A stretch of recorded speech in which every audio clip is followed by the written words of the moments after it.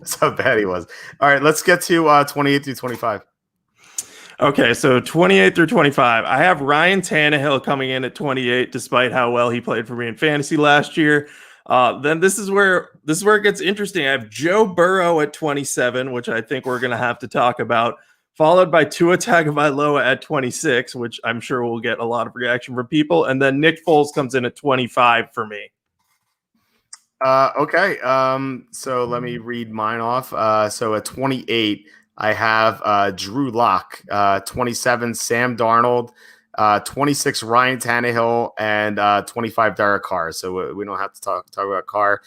He could easily be lower than these guys. Actually, probably should be now that I'm thinking about it. So I kind of laughed when he said Tannehill. I have him in this range too, because he's what, like 56th in the NFL's top 100 list when I saw that, and like we both have him in the bottom 8 of starting quarterbacks. I don't understand. So do you want to touch on Tannehill, because I'm sure people who have looked at that list there might be like 10% of people who might agree with it. Do you want to discuss why you don't like Tannehill? And I probably agree with what you say. Yeah, so Tannehill, last year, he was a revelation for the Titans. No one expected him to outplay Marcus Mariota and take the starting job, and he did really well in the regular season. But in the postseason against really good teams, the Titans just ran the ball the whole time, and Tannehill wasn't asked to do much. You could say oh yeah, Tannehill got to the championship game, and it's like, did he really? He threw for 100 yards in a couple of those games, and he had some timely throws, but I feel like his game's mostly based off of being a game manager of a run-heavy offense. Again, against weaker defenses, I think he could get the job done.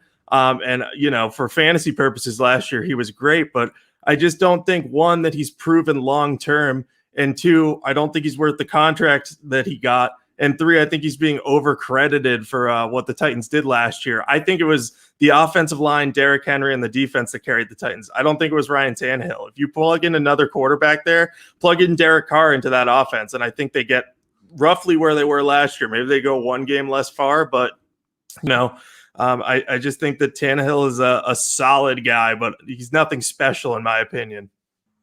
Yeah, I think, remember how he played in Miami. That's all I have to say about that. And yeah, you're right. I mean, they lean heavily on Derrick Henry. I want to see how the Titans do this year when Henry is going to wear down, because he had 400 touches last year. And also the Titans lost Jack Conklin. So the protection is not going to be as good. So I think Tannehill is going to struggle. Wouldn't surprise me if he loses his job this year at some point. Who'd you have at 25? Because as I said, I was going to screw this up, and I remember Tannehill, Burrow, and Tua. So who's 25? I had Nick Foles at 25. Kenny would be very angry about that. So I think that's okay. Foles was terrible in limited action last year. Granted, he was with a miserable supporting cast. So I can understand why you have Foles there. Do you want to talk about Foles for a little bit? Yeah, I'm actually I'm a fan of Nick Foles. I've loved him since he came into the league. I thought he was going to be a really good quarterback. And I think he's going to win the job in Chicago. It's not that hard to beat Mitch Trubisky, but I think you've seen Foles' track record has been mostly struggling, except a couple of really hot stretches. One when he was with the Eagles under Chip Kelly, and he had the 27-2 touchdown interception ratio. And one was when he led the team to the Super Bowl and won against Brady and the Patriots, and one of the greatest performances all time for a quarterback in the Super Bowl. So I think that Nick Foles is a solid quarterback, but he has to be in the right situation. I don't think Chicago's good for him. And we've seen it. He's just struggled outside of Philadelphia. He didn't play well in Jacksonville last year. He was good in the first game. Then he broke his collarbone. And, maybe that impacted him a good deal. But I just don't think that he's a top 20 quarterback at this point in time. If he regains that Philadelphia form, then I'm all for putting him up there. But for now, I think he's kind of a bottom 8 type guy. And unless Chicago can really unlock some more of the potential that's in him, I think it's going to be a problem for him, and I don't know how long he's going to last as the starter there. Well, given that Trubisky kind of regressed, and he never developed, I don't really have much faith in the Bears developing Foles. Yeah, I see what you're saying, but I always remember that Super Bowl run, and he was terrific. And then the next year against the Saints in the playoffs, he he looked like he was going to beat the Saints, like a great team. And then Alshon Jeffrey dropped the pass on the final drive. So we've seen some amazing moments from Foles, like some absolutely like terrific moments.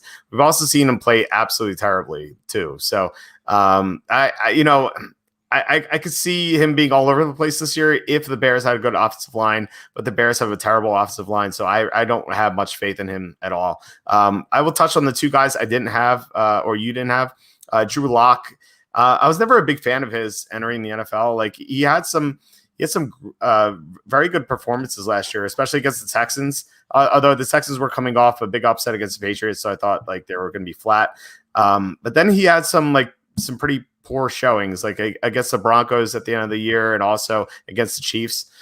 So we've seen some bad from Drew Locke. I think he could be decent one day. I just don't know if that's going to be this year. Especially with Juwan James, being or opting out. With Darnold, I think this is kind of a bias here, and I could definitely admit that I'm wrong about Darnold being 27, but he cost me a lot of money last year. I had the Jets over 7.5 wins, and they finished 7-9. Darnold missed 4 games with mono, so I feel like if he didn't have mono, I think the Jets would have gone over the win total. I also had Darnold at 100-1 to win the MVP, and I had the Jets at 100-1 to win the Super Bowl.